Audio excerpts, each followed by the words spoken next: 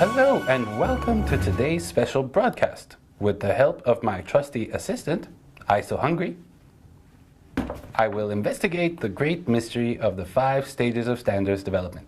Hey Andy. Hi ISO, how are you? I'm good, thanks. You? Oh, pretty good. What's up? I'm trying to find out how ISO makes standards. How does it work? Well, it all starts with when someone has a great idea for an international standard. So it can be on anything.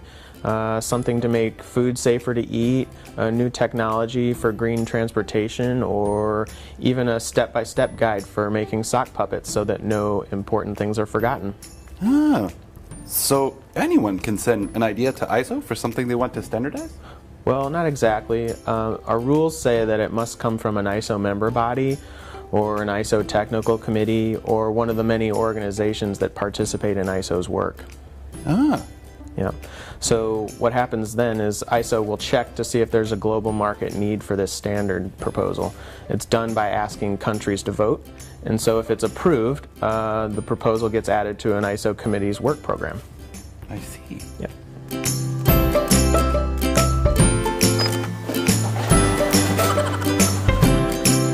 So, if a sock puppet making proposal is approved by an existing committee, what happens next? Can I help write it? I type well.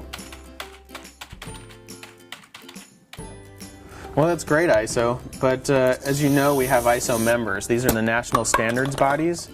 There can only be one member per country, and they can choose to actively participate in a committee, and we call them P members, okay? They're participants. Now, these P members can nominate experts to write the standard, and other organizations who work with us, the liaisons, they can also nominate experts. So all of them then get together to write the draft standard, and this takes place in the working group. Ah, so experts work together and then what? Well, first the experts have to agree on the document once it's finished, and then the document is sent up to what we call the Parent Technical Committee, or the TC, for review. So unlike the working group, which is made up of the experts who write the standard, the TCs are made up of national representatives. I see.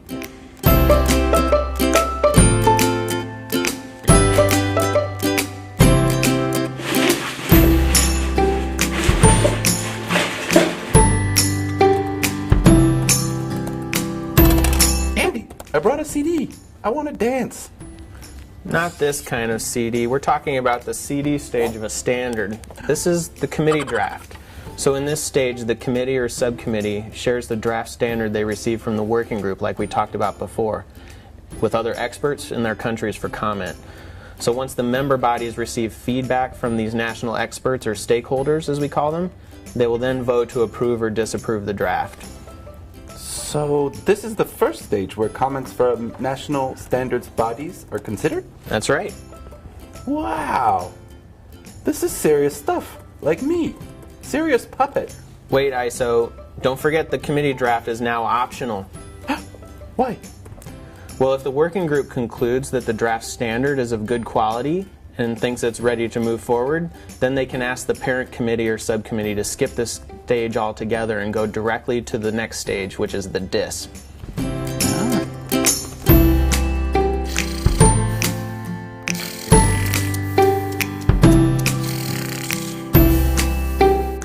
Who's dissing who, Andy? Nobody's dissing anybody, ISO. The DIS stands for the Draft International Standard. What happens when a standard reaches this stage? The committee will send it to ISO Central Secretariat, and then we take that draft and send it to all ISO member bodies for voting. Oh, so up till now only P members could vote? Now all ISO members can vote? Can I vote? Well, not you, but all members can vote, but it's an obligation for the P members to vote. So how does the DIS get approved? Okay, so here's what you need. First, you need 2/3 of the P members in the committee that developed the document to approve it.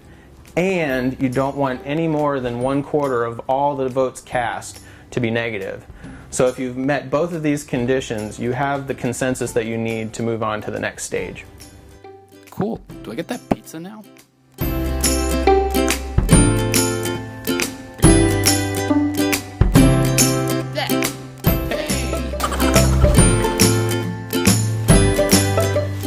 Hey ISO. Hi Andy. So what happens next? Okay, so if the DIS ballot is closed and the vote passed with only very minor changes, then we can publish it as an international standard. But what if there were lots of comments on the DIS vote? In that case, the committee will go through an extra stage, which is called the Final Draft International Standard stage. Here, all the comments are considered, then all members vote on the updated draft. But members can still submit comments? No, at this stage, they have to approve the document as it is. So if they vote against it, they have to give a technical reason why. I see. Yeah. So just like the DIS, the FDIS is approved if 2/3 of the P members in the committee approve it, and no more than 1/4 of the total votes are negative. So with the Final Draft International Standard approved, we can finally move on to the last stage. Publication!